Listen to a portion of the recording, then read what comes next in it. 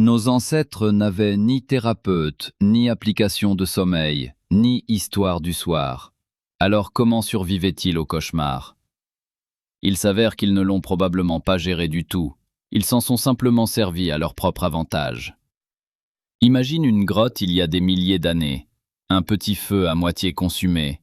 Quelqu'un blotti sur une peau de bête. Un corps s'agite sous les paupières, et ce minuscule frémissement est le début de toute notre étrange histoire. Avant de nous demander si les humains anciens faisaient des cauchemars, il faut définir ce qu'est réellement un cauchemar. Un cauchemar n'est pas simplement un mauvais rêve. Les scientifiques les classent en 3 petites catégories bien distinctes. Un mauvais rêve est désagréable mais ne vous réveille pas, alors il reste tranquillement en arrière-plan. Un cauchemar est intense, chargé d'émotions, et il vous arrache au sommeil, vous ramène brutalement à la conscience, le cœur battant à tout rompre.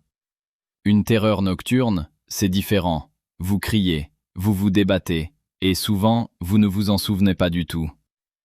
La plupart de ce qui nous intéresse aujourd'hui se trouve dans cette case du milieu, celle des cauchemars saisissants. Ces 3 phénomènes se produisent tous durant une phase appelée sommeil paradoxal, connue en anglais sous le nom de REM, pour mouvement oculaire rapide. Vos yeux s'agitent sous vos paupières closes, votre corps devient mou et paralysé, votre cerveau s'illumine follement. C'est là que vivent les rêves les plus fous, et il s'avère que le sommeil lui-même est ancien, vraiment, vraiment ancien. Plus vieux que nous, plus vieux que les mammifères, plus vieux que bien des choses que vous pourriez imaginer. Et c'est important, car si le sommeil paradoxal est ancien, alors les mauvais rêves pourraient l'être depuis très longtemps aussi. Nos ancêtres ne survivaient donc pas seulement aux lions et aux hivers rigoureux. Ils survivaient aussi à leur propre imagination débordante. Mais voilà le problème. Il y a une chose vraiment étrange quand on essaie d'étudier les rêves préhistoriques d'il y a si longtemps. Les rêves ne se fossilisent pas. Aucun os porteur d'un cauchemar, aucune peinture rupestre intitulée « La nuit dernière, j'ai rêvé que je tombais ». Les rêves sont ce qu'un être humain fait de plus intime, et ils s'évanouissent à la seconde où l'on ouvre les yeux. Alors comment les scientifiques peuvent-ils dire quoi que ce soit sur ce qui s'est passé à l'intérieur d'un crâne endormi il y a 40 000 ans? Voici l'astuce. Vous n'étudiez pas le rêve lui-même. Vous étudiez la machinerie qui fabrique le rêve. Et cette machinerie laisse de nombreuses traces. Le sommeil paradoxal existe chez presque tous les mammifères que nous avons étudiés. Les chiens tressaillent. Les chats tressaillent. Les souris tressaillent. Même les oiseaux en font une version. Les éléphants aussi. Les ornithorynques également. Le sommeil paradoxal n'est donc pas une invention humaine. Il existait déjà bien avant même l'apparition de notre espèce. Ce qui signifie que nos ancêtres, jusqu'à Homo erectus et bien au-delà, la possédaient presque certainement aussi. S'ils avaient un sommeil paradoxal, ils avaient des rêves. Et s'ils avaient des rêves, certains de ces rêves étaient mauvais. Les scientifiques ont découvert le sommeil paradoxal chez des créatures séparées de nous par des dizaines de millions d'années d'évolution. Ce n'est pas un hasard. C'est une fonction que le corps refuse d'abandonner. Quelque chose dans le rêve pousse la nature à en payer le prix métabolique. Alors, à quoi rêvaient réellement nos ancêtres? Nous ne pouvons pas le leur demander, mais nous pouvons remonter le fil. Nous étudions le rôle des rêves, ce dont rêvent les humains modernes. Et c'est là que ça devient intéressant. Un chercheur finlandais du nom d'Antti Revonsuo a proposé ce qu'on appelle la théorie de la simulation des menaces. Son idée est simple et troublante. Les cauchemars, dit-il, sont des répétitions. Ton cerveau endormi s'entraîne à affronter des situations effrayantes, comme être poursuivi ou tomber dans le vide, être attaqué, perdre quelqu'un, se retrouver nu au mauvais endroit. Votre cerveau vous plonge dans ces petits films d'horreur. Si ça arrive pour de vrai, tu y as déjà été, d'une toute petite manière. Les cauchemars ne sont pas un bug, c'est de l'entraînement. Ce sont un simulateur de vol pour le pire jour de votre vie. Et les preuves sont étrangement cohérentes. Des études montrent que certains thèmes de cauchemars apparaissent dans presque toutes les cultures étudiées. Tomber, être poursuivi, perdre ses dents, se noyer, être incapable de courir. Les enfants d'aujourd'hui, qui n'ont jamais vu un léopard, rêvent encore de monstres tapis dans l'obscurité. Les enfants des villes rêvent d'être poursuivis par des créatures aux griffes acérées. Ça ne vient pas de la télévision, ça vient de quelque chose de bien plus ancien. Un enfant aujourd'hui, à l'abri dans un appartement bien chauffé, se réveille encore en pleurant à cause d'une créature sous son lit. Pourquoi? Parce que l'alarme a été conçue bien avant l'appartement. Leur cerveau exécute un logiciel écrit pour un autre monde. Un logiciel écrit pour un monde où de vrais crocs rôdent dans l'obscurité. Et si nos ancêtres rêvaient eux aussi de cette façon, leur nuit était remplie de répétitions face au danger. Mais cela soulève une question plus troublante sur leur vraie nuit. Quels étaient les vrais dangers qui rôdaient juste à l'entrée de cette grotte? Il s'avère que nos ancêtres dormaient avec des prédateurs à quelques pas seulement. Les humains anciens ne dormaient pas dans un monde paisible et silencieux. En réalité, ils dormaient entourés de super prédateurs, chaque nuit, sans exception. C'est le véritable terme scientifique. Un super prédateur est un grand carnivore qui se trouve au sommet de la chaîne alimentaire, et il te considère comme un en-cas. Léopards, hyènes, ours des cavernes, tigres à dents de sabre, crocodiles, meutes de chiens sauvages qui rôdent. La plupart de ces animaux sont plus actifs la nuit. Précisément au moment où un primate à la peau fragile dort sur le sol froid. Imagine que tu es l'un d'eux, allongé sur des feuilles. Le feu s'éteint. Quelque chose dans l'obscurité respire doucement. Peut-être que c'est une autre personne de ton groupe, peut-être pas. Chaque bruissement pourrait être le vent, ou ton tout dernier son. Tu essaies de dormir avec une oreille aux aguets. Tu essaies de faire confiance à celui qui monte la garde cette nuit. C'est là qu'intervient le feu. Le feu a fait reculer beaucoup de prédateurs. Le feu a offert aux humains un cercle magique. Mais le feu ne suffit pas à lui seul. Alors nos ancêtres dormaient en groupe serré. Les corps blottis les uns contre les autres. La chaleur partagée, le danger partagé. Les scientifiques appellent cela l'hypothèse de la sentinelle. Dans tout groupe de dormeurs, au moins une personne est susceptible de rester éveillée. Les personnes âgées, au sommeil souvent léger, jouaient peut-être ce rôle discret. Mamie était le tout premier système de sécurité. Ainsi, le sommeil de nos ancêtres n'était jamais totalement éteint, jamais un arrêt complet. Il restait léger, en couche, vigilant. Et dans ce cerveau à moitié éveillé sont venus les rêves, parfois agréables, parfois mauvais. Ici, l'histoire prend une tournure inattendue. On pourrait croire qu'un cauchemar est une mauvaise nouvelle. On se réveille en sueur, le cœur qui cogne, incapable de se rendormir. On dirait un bug dans le système. Mais si le cauchemar était en réalité une fonctionnalité? Et si les humains qui faisaient des rêves effrayants étaient justement ceux qui vivaient assez longtemps pour avoir des enfants? Imaginez deux dormeurs anciens, côte à côte. L'un est un dormeur profond et lourd, qui ne rêve absolument à rien. L'autre a le sommeil léger, rêve qu'on le poursuit, se réveille en sursaut, écoute, puis se rendort doucement. Maintenant, un léopard passe devant la grotte. Lequel de ces deux humains se fait dévorer? Celui qui dort profondément, à chaque fois. Pendant des centaines de milliers d'années, la sélection naturelle a discrètement favorisé les anxieux, ceux qui se réveillaient facilement, ceux dont le cerveau répétait les menaces la nuit, dont le corps s'inondait d'adrénaline au craquement d'une brindille. Leur cauchemar était un système d'alerte précoce, un détecteur de fumée biologique. Agaçant, mais on le garde pour une bonne raison. Mais voilà le problème. Les cauchemars ne sont pas gratuits. Ils coûtent de l'énergie. Un cœur qui s'emballe à 3 heures du matin brûle du carburant. Un sommeil interrompu émousse vos réflexes le lendemain.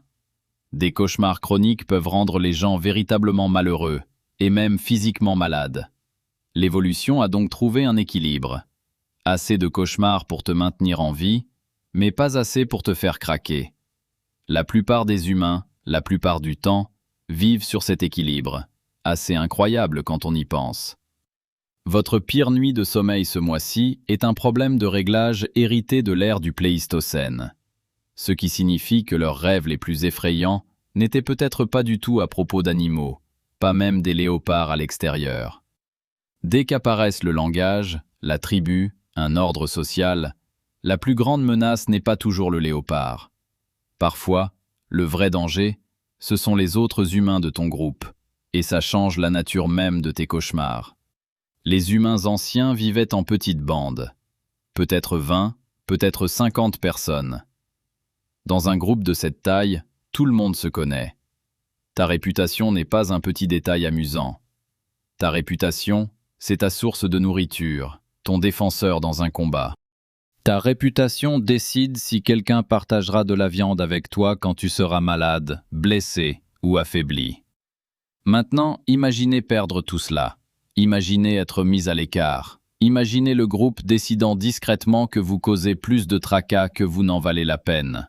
Être seul dans le monde antique équivalait presque à une condamnation à mort. Vous ne pouviez pas chasser efficacement par vous-même. Tu ne pouvais pas rester au chaud tout seul, ni te défendre pendant ton sommeil. L'exclusion, c'était l'exposition, et l'exposition, c'était la mort. Ainsi, certains des plus anciens cauchemars ne parlent pas du tout de griffes. Ils parlent de honte, d'être pris sur le fait, être moqué, voir le groupe vous tourner le dos. Les humains modernes font encore ces rêves sans cesse aujourd'hui. Tu arrives à l'école sans aucun vêtement. Tu as oublié de réviser pour l'examen qui décide de tout. Tout le monde à la fête t'ignore en silence. Ton partenaire se retourne et s'en va sans dire un mot. Ce sont des cauchemars sociaux. Et ils n'existent que parce que nos ancêtres ont développé ce qu'on appelle la conscience de soi, se voir de l'extérieur. Imaginer ce que les autres pensent de vous est un immense bond évolutif. Dès que l'on imagine la réputation, on imagine la perdre. Pendant votre sommeil, avec un luxe de détails, les données ethnographiques recueillies auprès des communautés de chasseurs-cueilleurs modernes confirment ce phénomène de façon assez claire. Les anthropologues qui ont interrogé des personnes sur leurs rêves rapportent que des thèmes sociaux reviennent sans cesse dans toutes les cultures du monde. Relations brisées, conflits familiaux, ancêtres mécontents, être séparé du groupe. Ce ne sont pas des angoisses modernes inventées récemment. Ce sont d'anciennes angoisses que les villes et les bureaux ont simplement héritées de nos ancêtres préhistoriques sans sommeil, il y a bien longtemps. Ainsi, la chose la plus effrayante dans une nuit préhistorique n'était pas toujours l'animal qui attendait devant la grotte. Parfois, c'était le visage imaginé de ta propre tribu qui devenait froid. Et tu ne pouvais pas y échapper. Il n'y avait pas de lampe de chevet, pas de téléphone à consulter. Juste l'obscurité, d'autres corps, et votre propre cœur qui battait à tout rompre. Alors, comment nos ancêtres faisaient-ils vraiment face au fait de se réveiller complètement terrifiés au milieu de la nuit? C'est ici que l'histoire devient presque belle. Nos ancêtres ont fait quelque chose que nous faisons encore aujourd'hui. Sauf qu'ils l'ont fait avant nous. Ils parlaient de leurs rêves. L'interprétation des rêves est sans doute la plus ancienne pratique de l'humanité. Les anthropologues ont observé le partage des rêves dans presque toutes les cultures traditionnelles jamais étudiées à travers le monde antique tout entier. Les gens se réveillent, ils se rassemblent au matin, ils se racontent ce qu'ils ont vu dans la nuit. Et quelqu'un, souvent une personne âgée ou un spécialiste, tente de donner un sens à ce que chacun a rêvé. Dans de nombreuses cultures, ce spécialiste est un chaman, ou un guérisseur, ou un ancien dont on dit qu'il parle avec les esprits. Leur rôle est de prendre la matière brute et effrayante d'un mauvais rêve et de la transformer en quelque chose d'utile. Un avertissement, un message, une visite d'un ancêtre, un signe sur la chasse de demain à travers la vallée. Des rituels sont nés autour de tout cela, des chants, de petites offrandes, des couches particulières pour les dormeurs tourmentés qui se réveillaient sans cesse, des façons de protéger un enfant qui se réveillait sans cesse en pleurant, des façons d'honorer un rêve qui semblait important. Les cauchemars sont devenus la matière première du mythe. Le monstre tapi dans l'ombre est devenu un esprit doté d'un nom. La poursuite à travers la forêt devint une histoire avec un début et une fin, partagée autour du feu. Et voici la révélation essentielle. Les mauvais rêves ont contribué à bâtir les premières cultures. Prenez un instant pour y réfléchir. Les dieux et les démons qui bordent chaque religion ancienne ont vu le jour quelque part de bien réel, dans l'esprit humain. Une grande partie de tout cela a commencé par quelqu'un essayant de décrire ce qu'il voyait, les yeux fermés. Les cauchemars ont offert aux humains un langage commun pour la peur. Ils ont donné aux communautés quelque chose à raconter à l'aube. Ils ont donné un métier aux chamans. Ils ont donné de la matière aux conteurs. Ils ont donné à la religion primitive ses formes les plus mémorables. Certains chercheurs pensent que c'est l'une des raisons pour lesquelles le récit lui-même existe chez les humains, dans toutes les cultures, parce que les humains ont toujours eu besoin d'un moyen d'enfermer une nuit pleine d'effroi dans quelque chose qui ait du sens. Une histoire est un contenant, et un cauchemar, raconté à voix haute autour d'un feu, perd de son pouvoir. Elle devient partagée. Elle devient nôtre. C'est une technologie très ancienne, plus ancienne que l'agriculture ou l'écriture. Peut-être plus ancienne que notre espèce elle-même. Un outil de survie, enveloppé de mots, transmis de main en main. Et cela change la façon dont vous devriez percevoir vos propres cauchemars. Quand vous vous réveillez à 3 heures du matin, le souffle coupé, à propos de quelque chose dont tu ne te souviens pas tout à fait, tu n'es pas brisé, tu n'es pas faible, tu n'es pas seul. Vous exécutez le même logiciel très ancien que vos ancêtres utilisaient dans une grotte il y a 60 000 ans. Votre cerveau fait exactement ce pourquoi il a évolué. Vos cauchemars fonctionnent sur une architecture ancienne, restée intacte. Les circuits sont les mêmes, les substances chimiques sont les mêmes. Le cœur qui s'emballe, la sueur, le sursaut soudain. Tout cela a permis à votre arrière-grand-mère, 1000 fois répété, de rester en vie assez longtemps pour avoir des enfants et transmettre cet héritage. La seule chose qui a changé, c'est le contenu. Les menaces modernes réutilisent les circuits d'alarme préhistoriques qui sont en vous. Le léopard est devenu un patron qui pourrait vous licencier. L'exil est devenu une rupture ou un groupe de discussion silencieux. La grotte sombre est devenue une boîte de réception pleine de messages que vous n'avez pas encore lus, qui attendent là de manière inquiétante. Votre amygdale ne fait pas vraiment la différence. Elle déclenche simplement l'alarme ancestrale, forte et claire. Alors, essaie ce recadrage. Un cauchemar n'est pas un dysfonctionnement. C'est une ancienne fonctionnalité livrée avec le produit.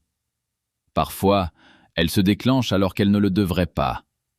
Parfois, elle se déclenche exactement quand il le faut, et vous êtes passé à côté. Quoi qu'il en soit, ce n'est pas la preuve qu'il y a quelque chose qui cloche en vous, au plus profond de votre cerveau ancestral. C'est la preuve que tu descends d'une très longue lignée de survivants qui s'en sont sortis. Il s'avère que tu rêves comme un ancêtre. Même corps, même tronc cérébral, même regard fixé au plafond à 3 heures du matin. La seule vraie différence, c'est un verre d'eau sur ta table de nuit et aucun léopard dans le couloir. Ce qui est, quand on y pense, une amélioration incroyable. Vos ancêtres seraient jaloux de votre chambre silencieuse. Ils envieraient votre porte qui se verrouille, seraient déconcertés par votre ventilateur de plafond, mais ils reconnaîtraient le rêve. Une dernière question étrange mérite d'être posée avant de partir, et c'est peut-être la plus étrange de toutes. Si nos ancêtres avaient des cauchemars, des rêves et des rituels pour les deux, éprouvaient-ils aussi le sentiment inverse? Les humains anciens riaient-ils? Avaient-ils des blagues? Connaissaient-ils ce rire fou, incontrôlable, qui semble si évidemment humain? C'est une toute autre question, et honnêtement, la réponse est plus étrange et plus chaleureuse que vous ne pourriez l'imaginer. Si cela vous a plu, il y en a davantage sur la chaîne à propos de la façon dont nos ancêtres vivaient, dormaient et pensaient réellement. Je ne suis pas là pour vous vendre quoi que ce soit. J'explique simplement les choses que je trouve vraiment intéressantes. Si tout cela vous a intéressé, vous savez où se trouve le bouton d'abonnement.